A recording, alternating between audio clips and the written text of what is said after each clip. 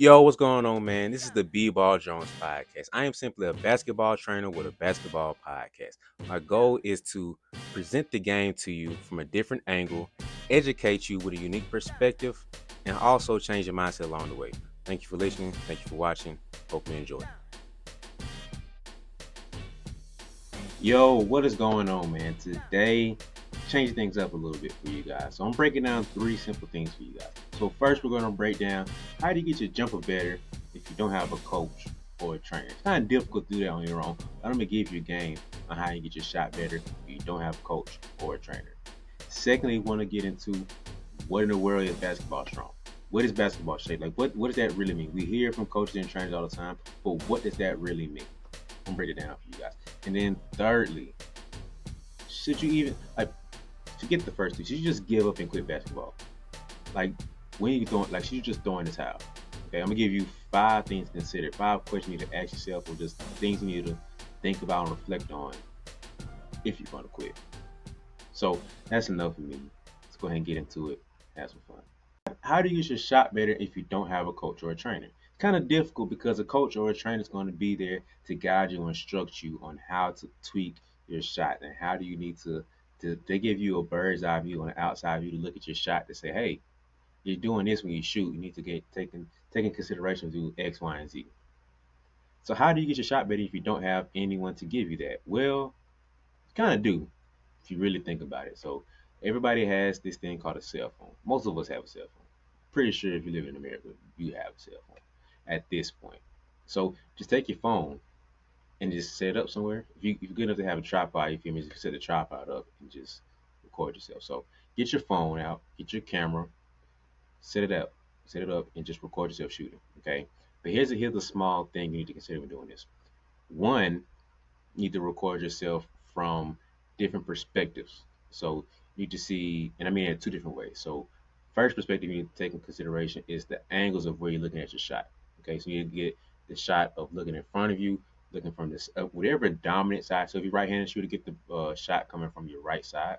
And if you shoot from the left hand, if you're left-handed shooter, get the camera shooting on your left side. Okay, and then get an angle from behind you. Okay, those are the main thing. You can do other little stuff if you want to, but that's like the main thing you need to consider. And then from there, the other perspective you take into consideration is different types of shot. Okay, so get your shot at a free throw line, just regular free throw routine. Look at that. Look at you shooting mid range. Look at you shooting 3 pointers. If you feeling like you really need to do that, then go deep ball. I wouldn't try that really. If you're changing your shot, I wouldn't advise you to go that far back with it. Now, if you're tweaking to add that to it, then you can start playing around with that. That's another episode though. But record yourself doing mid-range free throws and 3 pointers. Okay, record yourself shooting off the dribble, catch and shoot, and like on the move. Okay, just things to tweak and look at when you're talking about changing your shot. Uh, these are different shots, but you still need to have certain things to consider and look into when you're tweaking and changing your shot. And this will look good for you future down the line when you do add more on top of the layers of adding more to your game and adding more to your shots if you got the reference point of how you started at this point to look at. But you just need to record yourself from all these things so you can have a full understanding of what your shot is, what shot looks like. So you know what your shot looks like, catch and shoot. So your shot looks like mid range catch and shoot or 3 point catch and shoot, free throw line, um, uh, off the dribble, all these different things to kind of understand what your shot looks like. So now you have to understand what shot looks like. Now you just see why you're missing. Okay, look at all the good, look at all the bad, look at all the makes and all the misses. When you start breaking down your shot and looking at it, okay, I made these 10 shots. This is what my shot looks like and kind of what went right about my shot.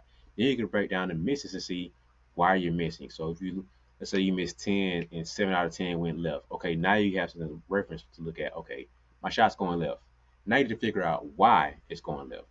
Okay, it might be you're using your control hand or guide hand a little too much to push it, and now everything is going left. Or you could just be messing up with your arm. Your arm might be pushing everything left, or your hands going that way. It's whatever reason is going left. Now you have a thing to like know how you're missing. I'm missing going left. Now you need to know why you're missing. So you start to break down your shot and even look deeper. That's why you need to get the different angles, perspectives to see why you're missing now. It might be your arm, might be your hand, might just something going off. And now you have the understanding of knowing why. Okay.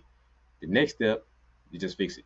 Like it's that simple. Like you can YouTube and Google any drills to tweak and change the misses now. So you went from not knowing your shot is or where it's at right now to now understanding the problems. Now you know what direction to go with your off-season training or anytime you pick up the ball, go to the court. You know what your direction is now because you're tweaking the fact that your shot is going left. So now you're being mindful to be in intentional place of fixing it to make sure it's going straight rather than left. Okay. Next, you guys need to take time to like dissect other shooters or the similar players that play the way that you play or have a similar frame and body type. Like you don't need to be looking at Westbrook and Steph Curry learning how to shoot because those are two different bodies and two different playing styles. So it doesn't make sense to have all that together in one. Okay. What you can do is look at Steph Curry and Steve Nash, those are similar players, or Trey Young, you throw him in there too. They're similar enough to where you can pick up things and be like, okay, I could take X, Y, and Z from these guys, and I could take A, B, and C from these guys. You might want to take John Morant and Derrick Rose and look at their shot. You might want to look at CP3 and Kyrie and look at their shot. These are different playing styles, different guys, different heights, different bodies, because all these guys are different and you're different. So you need to find people who are similar in certain ways to make sense that can help aid to your game and to your shot. So you start seeing where they get shots from and seeing how they shoot, how they deal with certain situations to where you can start mirroring certain things and imitate those things to make it add to your game now. Okay. Lastly, you might look at your shot and see, three things wrong with it. Just slow down and focus on one thing. Master one problem, the biggest problem why you're missing. Just sit down for a second and figure out the biggest reason why you're missing. This is the main reason and the biggest reason why you're missing your shots.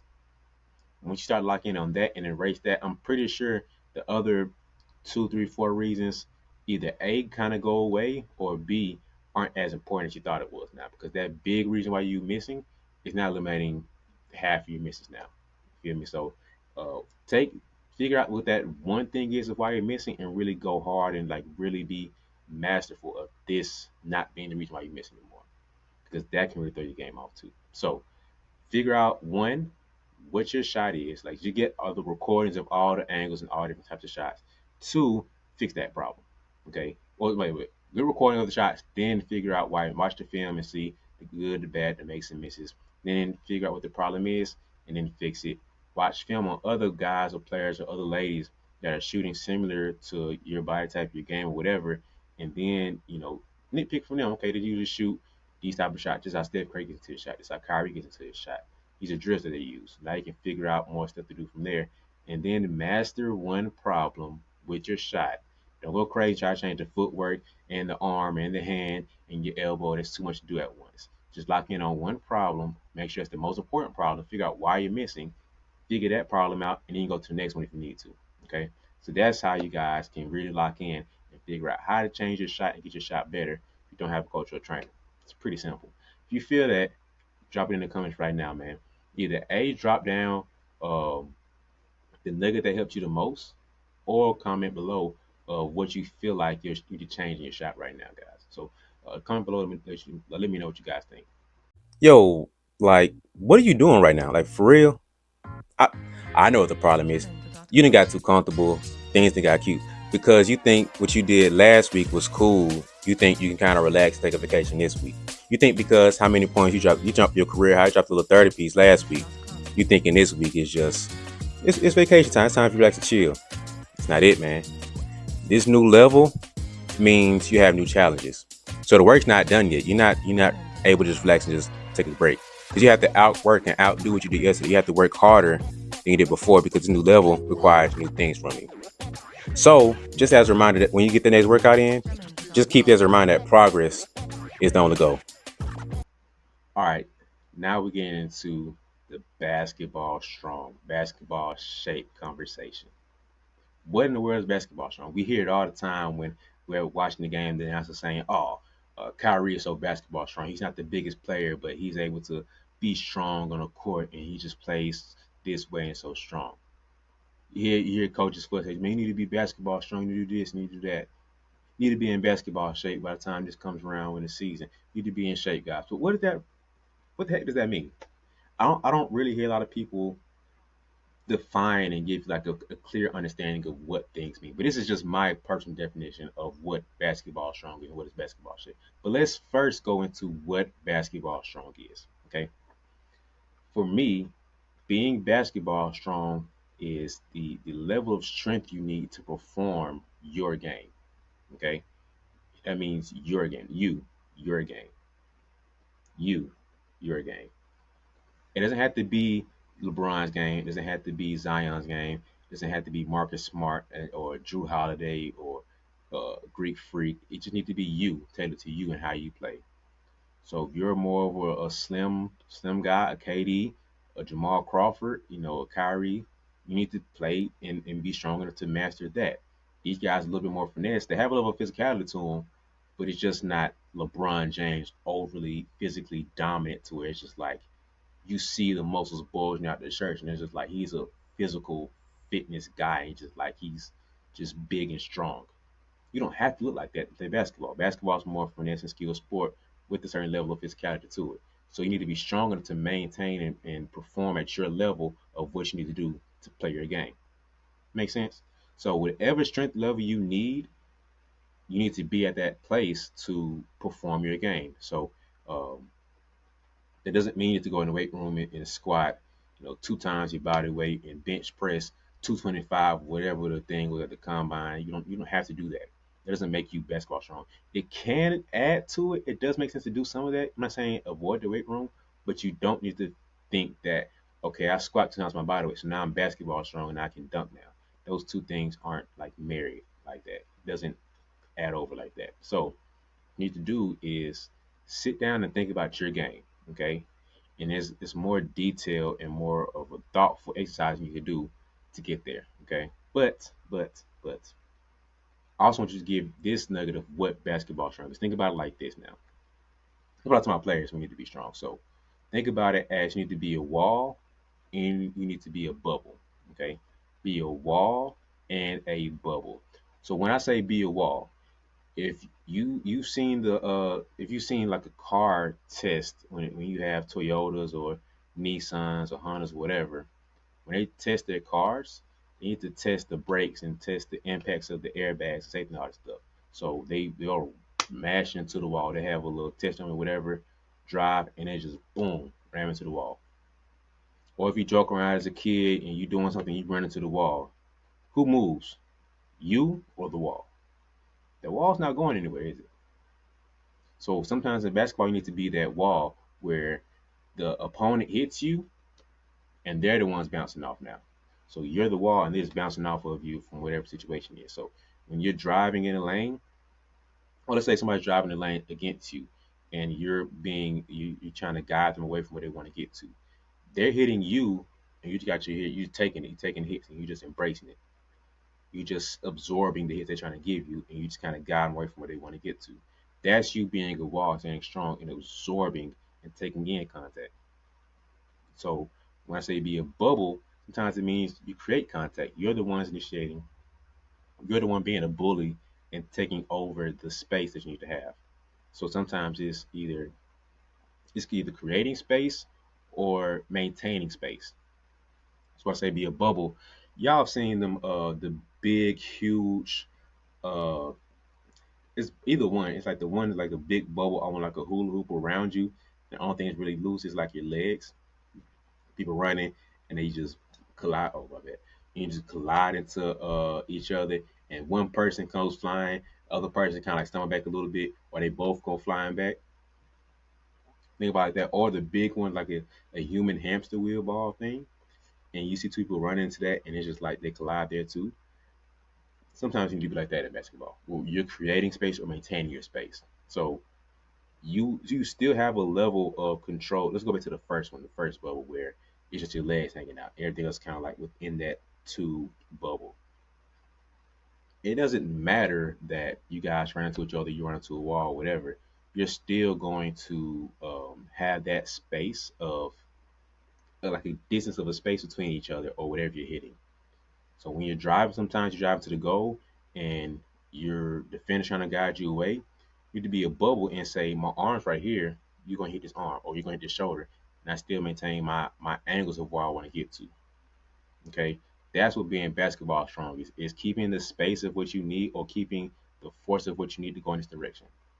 You can't just say, I want to go down to the lane and they just knock you off path and you just say, well, that's the end of my driving, guys. That's it for me. I'm done. Like, no, you need to be able to be strong enough to maintain that. So if you're more of a physical, like the drive to the goal, you need to be strong enough to maintain your drive. And you know where your spots you're driving to. Even if you're going mid range, you need to be strong enough to hold that position and get there in spite of the contact coming to you. So you need to either create or resist contact overall. That's what it really means to be basketball strong. Create or resist some contact when the game's gonna happen. Because it's not gonna just not happen. So you have to either create contact and still be able to be strong in spite of it, or resist the contact when it hits you and you still stay able to be strong when the contact happens. Okay. I think a secret that I don't think people talk about enough when it comes to being basketball strong is positioning. If you're in the right position, you can be the stronger one or leverage whatever position that you're in. So it's all about your center of mass and creating leverage and being high versus being low. You can be the creator of contact if you're initiating contact first versus the second one who kind of like resisting contact. So if you're the one who goes into it with we're going to create contact here, and sometimes the first one to hit wins, you're doing pretty good here. So first off, you need to leverage and be high versus being low. So sometimes you see like Kyrie, his driving, he's so low. He's the one that's almost touching the ground sometimes. Like he's driving at defenders' hips, and the defenders like you can't do anything with him now because he's so low and so under control. So if you try to bump him, he's strong, and if his center of mass is so low, you're just gonna like not win that battle. And he's gonna keep going where he wants to get to. You can also think about it as him driving to the goal. When he jumps to the big off of 2 feet, he bumps. The big more than likely is going to fly back because he didn't create the contact. He's trying to be a wall, but he has more force and more mass because I'm running and I'm jumping, hitting into you versus you trying to go straight up and down. Like Kyrie's going to win that battle 9 times out of 10. So he's jumping, creating that contact, but because he's basketball strong, his core is strong, his shoulders and arms are strong, his back is strong, his legs are strong. He's built up enough to where he can take that contact and be able to still finish how he needs to. So he's not just going and getting hit and then flying, flailing everywhere after he gets hit. It's good. He's fine. He's getting buckets in spite of being hit because he's basketball strong. Okay. You look at him, he's like, man, I don't think he can bench 300 pounds. I don't know if he can. I really don't. He might be able to, but I doubt it. It doesn't matter because what he's doing on the court is resorting enough for him. He's strong enough to perform how he needs to perform. Kyrie's game is not being hurt because of the lack of his strength. He's a strong man. Like see him play, he's very physical. He does a little hand comeback when he's dribbling and driving to the goal. He's taking the bumps and giving bumps. When he's finishing at the goal, he's taking bumps and giving bumps and contact, and he's able to finesse and move the ball around, manipulate the ball so he can still get his finishing off because he's basketball strong. Okay, so that's kind of what my definition of what basketball strong is. Next, we're going to get into what being in basketball shape is. Okay, I really feel like being in basketball shape comes down to I feel like it's more of like your recovery. Okay, it's not just you being able to do things and you're just able to go out and do it. Like it's like in track, right? You'll see after the 100, 200 sprinters, they are gassed after that, and it's just like, oh, they just pass out right at the finish line. They're done. But their recovery time from that is what the real measure of being in shape is. So just think about it like this, guys. If I said, hey, we're going out and we're playing, we're just hooping for 30 minutes today. No big deal. Just play hoop for 30 minutes. All right, cool. The people who need the least amount of time to recover are the ones who are in basketball shape. So if it takes you 3 days to recover from the 30-minute hoop session, you're in less shape than the ones who take the night of to recover to get ready for the next day. So that's why NBA guys in such great shape because they're able to play back to backs or they're able to play, travel, go across different cities or states and whatever, and still perform the next night or the night after that or 2 nights after because they're in such high level of basketball shape that they're able to perform, play their game in spite of the tiredness that they felt before and something that they felt before. That's high level basketball shape. And I remember this story. I don't remember. I can't find it. I've been trying to look for it for like maybe a year now. But I think someone told the story or heard Kobe talk about it where he would focus his run when he did conditioning and cardio or whatever. He would let's say he went miles, right? He ran 2 miles. Okay, he would focus more on, let's say he ran 2 miles and he did a 9 minute 2 miles, right? He would care less about that time, trying to break that time down, and cared more about the recovery after that. So he ran 2 miles, and say he ran a 9:09 time. He would care more about how much time it took him to recover to be able to get back to run that same time. So if it took him 30 minutes to get back to recover to run that time again, okay, cool. Took him 45 minutes, not as pleased. If it took him 10 minutes to recover, we're great. So he cared more about the recovery than he did just the doing the time in itself. So he would run 4 miles a day total, and he would sit down and calculate or figure out it took me X amount of time to recover than it did to just run this. So recovery is more important than it is just to go out and do things. Okay. So in my mind, basketball shapes man to recover. How soon can you get to your second win? When that second win hits, how long can it carry you? It's more about the recovery than it is just about being able to perform at that high level. Because sprinters go out there and they're in shape, they're able to do their thing, but they're not able to bounce back if you're not in really great shape. And so overall, you guys do need to get some level of weight room, workout, access and add to your game. Just because I'm saying you don't have to be like basketball strong doesn't mean you don't need to be doing any type of weightlifting, any type of performance training to your game because you're getting left behind now. It's not just for the benefit of being stronger. Sometimes it adds to your game and makes you more resilient to injury. Sometimes it's helping you increase your performance. So if you have stiff and tight ankles or your knees aren't the best and you don't have the best shoulder mobility, that can decrease your game and make your skills worse than where they are. Or not even worse, you just don't have as much access to your game as you do because your body's so limited. But by going through the process of getting the right training that you have, now you're able to access more of your game now. So if you have tight ankles, you can't cut and can't shift as much. You can't get as low as you need to do because your ankles are limiting you. Your body's going to limit you to protect it and be safe. But if you're able to increase your performance training and be able to be more resilient in your training, that adds to your game. Now you look like a better hooper because you've added so much to yourself. So that's what it means to be basketball strong, basketball shape. And if that helps you out, guys, give me a one in the comments if this helps you out. If you now have a better understanding of what it means to be basketball strong and what it means to be in basketball shape. If you add any more questions for me, of course, drop it in the comments below. Yo, just relax a little bit, okay? I know you feeling anxious right now. You're feeling a little depressed or a little overwhelmed because that goal you're going after feels so big and it's so overwhelming and so daunting that it's just like there's no way I can get there. That's probably the reason you haven't started, and that's probably the reason why you're feeling inconsistent about it. But I'm gonna help you out here. Okay, if you haven't started, then just start. I don't care what your excuses are. Figure out a way to just start and just do it.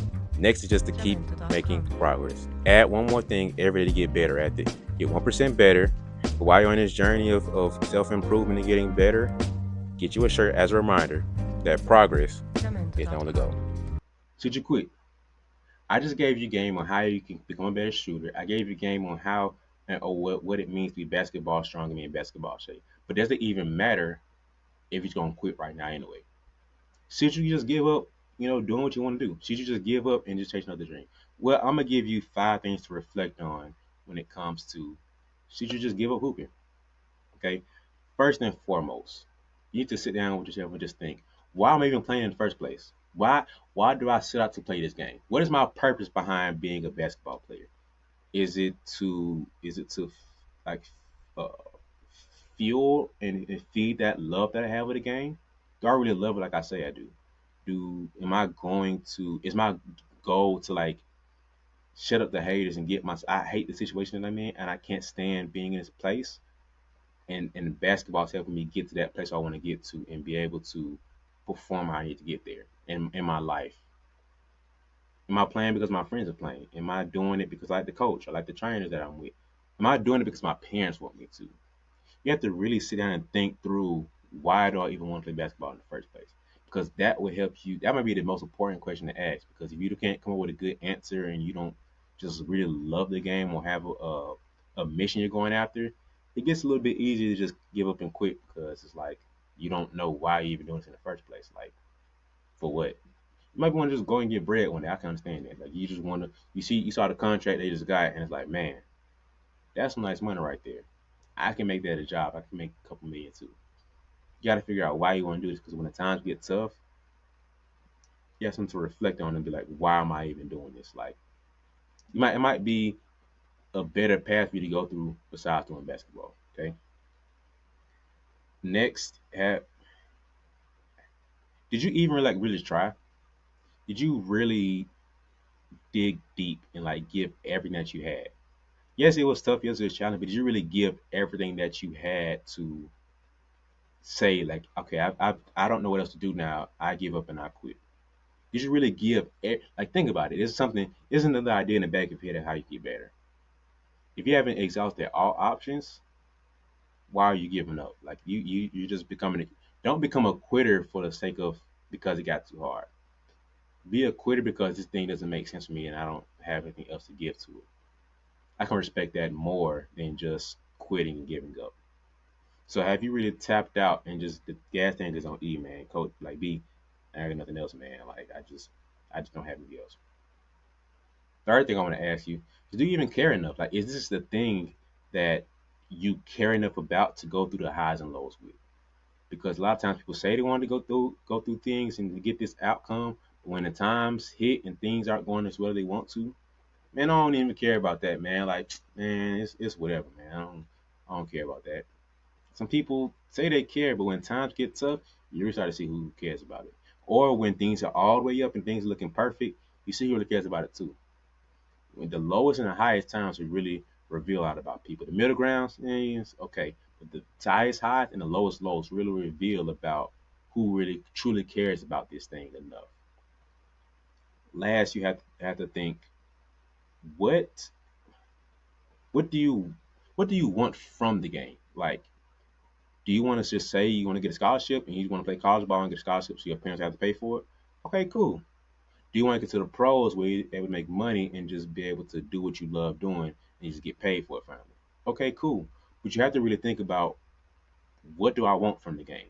Because if you just want to make money, but you don't want to play the game, it might be another sport. It might be someone another way to get a scholarship. It might be another outlet to get this outcome of what you want to get to. But if you feel like this all you have, why are we quitting if this is the only thing we have in the chamber to like get us to where we want to get to? So if you have other options to get this goal, now we can like really say quitting doesn't make sense now. Or we have to really think about another way, another route to get to this end destination.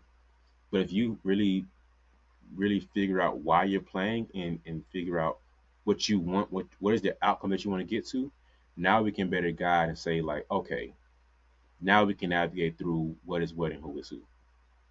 This is what we need to get do from the game to get there. And last but not least, it's kind of in the same vein of this, but what is your life plan? Like what is overall your entire life look like? Like when you sit down and think through when you if you could sit down and look at your life and think about 80-year-old you and say, "Well, I'm at a good place, Mike. This is what you see for your life. What does that look like? Do you see yourself traveling a whole lot when you get older and you look back over your life like, man, I've traveled to all these countries and stuff? Do you see yourself being in a 9 to 5 and you just want to work at a job and have stability? You want the picket fence with a wife, 2 kids, and you want the American dream. You want to have that stuff. Like, what does your life look like? If it doesn't look like the life of a basketball player, let's reconsider why we're playing basketball because it's that average person is not living the NBA player's life, not even an overseas player's life, the WNBA player's life. It's totally different things. So if you want the life plan of this, but the basketball life is this, let's reconsider what we're doing here. I don't think we talk enough about kids of really getting them to understand what their life what do they want the life to look like, and the career path can follow that. Like, what do you want to do with your life? You have to do something with your life. What is that? And now we can put a career behind that and a job behind it to get them there. So those are the 5 things I want you guys to think about. First off, why are you hooping? Second, have you really given it your all? Third, do you even really care enough? Fourth, what do you want from the game? And lastly, what does your life plan look like? What is your whole goal in the game of your life look like? That's it, guys. Let me know what you think below, man. Are you gonna get with the game? Are you done hooping? You tired of it? Are you gonna keep going now? What question do you think I missed out on for you guys to ask yourself? That's it, man. Thank you guys for watching. Thank you guys for listening. Hopefully I can see you next week for another episode, man. Appreciate you. Have a good one.